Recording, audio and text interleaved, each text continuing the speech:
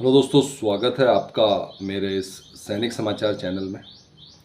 दोस्तों, आज की वीडियो में बात करेंगे पूर्व सैनिकों के लिए और केंद्रीय कर्मचारियों के लिए। दोस्तों, आज के 3 से 4 इम्पोर्टेंट अपडेट।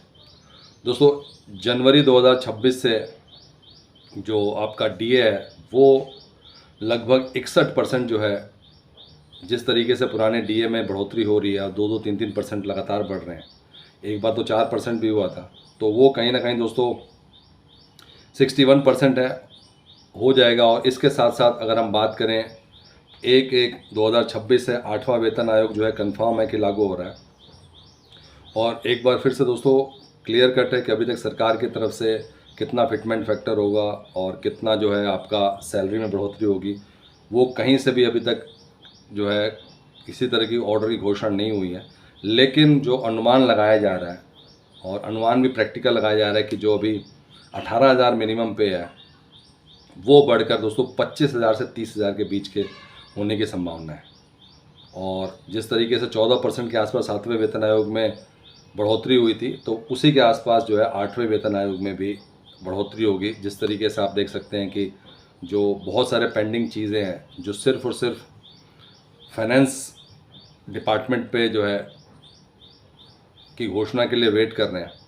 और फाइनेंस डिपार्टमेंट का मतलब है कि कितना सरकारी खजाने पे जो है बोझ पड़ने वाला है। इसके साथ साथ दोस्तों बात करें दोस्तों 18 महीने के डीए एरियर एक बहुत बड़ा मुद्दा है।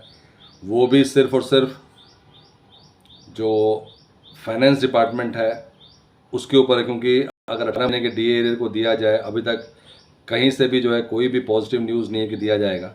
तो कहने का मतलब दोस्तों ये है कि जो जनवरी 2026 से आपकी सैलरी बढ़ने वाली है, वो पूरा का पूरा डिपेंड करता है कि किस तरीके से जो है सरकार जो है अभी की कंडीशन को देखकर, और जो अभी करंट सिचुएशन चल रहा है, जो अलग अलग जो एक्सपर्ट्स हैं उनका जो रिकमेंडेशन आ रहा है, सब में दोस्तों 14% के आसपास, और कहीं ना कहीं जो मिनिमम सैलरी जो है वो आपका 18,000 से 25,000 से 30,000 के बीच में बताया जा रहा है। हालांकि अभी तक सरकार की तरफ से जो है इसका कंफर्मेशन बाकी है। इसके अलावा दोस्तों स्पर्श की तरफ से अगर हम बात करें, स्पर्श ने पेंशन भुगतान को लेकर, तो अगर अगस्त महीने की पेंशन की बात करें तो इस बार दोस्तों जो स्पर्श की तरफ से पेमेंट है वो 31 अगस्त को ही होगा, क्योंकि 31 अगस्त को जो है सोमवार पड़ रहा है। तो कई बार जो है छुट्टी होती है, तो उस केस में जो है पहले आपका भुगतान हो जाता है। लेकिन इस बार जो है आपके सैलरी और पेंशन का भुगतान जो है, स्पर्श से जो पेंशन का भुगतान है वो 31 अगस्त को ही होगा। दोस्तों लगातार जो है अभी जो OROP 3 को लेकर जो अपडेट्स आ रहे हैं, जहां पर अभी जो लेटेस्ट बात हुई थी OROP 3 को लेकर संसद में, वहां पे कहा गया था कि OROP 3 से रिलेटेड जो है सभी के सभी जो भुगतान है एरियर का वो कर दिया गया है। तो दोस्तों ये उन लोगों के लिए बहुत इम्पोर्टेंट है जिन लोगों को अभी तक जो है OROP का जो है OROP 3 का एरियर नहीं मिला। बहुत कम लोग ऐसे हैं जिनको कि OROP 2 का एरियर नहीं मिला था। लेकिन ये सब वही केसेस हैं जिसमें कि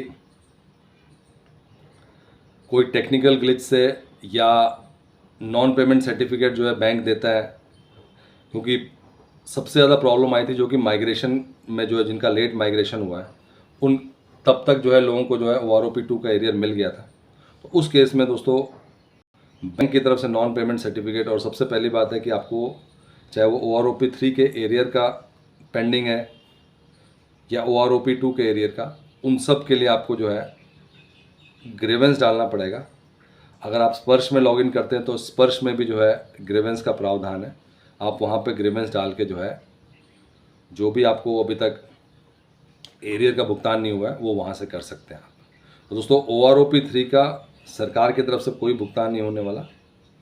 जो डायनेमिक केसेस हैं वही पेंडिंग है, उसके लिए आपको खुद अपने आप इसके लिए ग्रीवेंस डालना पड़ेगा, और ग्रीवेंस डालने के बाद से ही जो है आपको जो है एरियर का भुगतान होगा।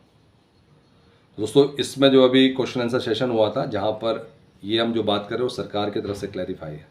जहाँ पे हम बात करें 18 के डीए एरियर को, वो भी सरकार की तरफ से अपडेट है कि अभी तक इसके ऊपर कोई भी काम नहीं चल रहा है, और कहीं ना कहीं पिछले कई टाइम से अगर हम लोग हर 6-6 महीने में भी अगर बात करें जो सरकार का जवाब आया था, तो ये रिपीटेटिव जवाब आ रहा है। और इसकी वजह से दोस्तों अब जो केंद्रीय कर्मचारी संगठन है वो एक्टिवेट हो गए हैं, वो कोशिश कर रहे हैं कि अब डायरेक्ट मीटिंग किया जाए और मीटिंग करके जो है जो भी इसका सोल्यूशन है वो किया जाए, क्योंकि इसमें बहुत सारी चीज़ें हैं जिसमें कि कोर्ट का भी एक रेफरेंस दिया जा रहा है, माननीय हाई कोर्ट का, जिसमें कहा गया है कि जो है आपका कोई भी जो सैलरी या पेंशन जो है वो फ्रीज़ किया जा सकता है, सीज़ नहीं किया जा सकता।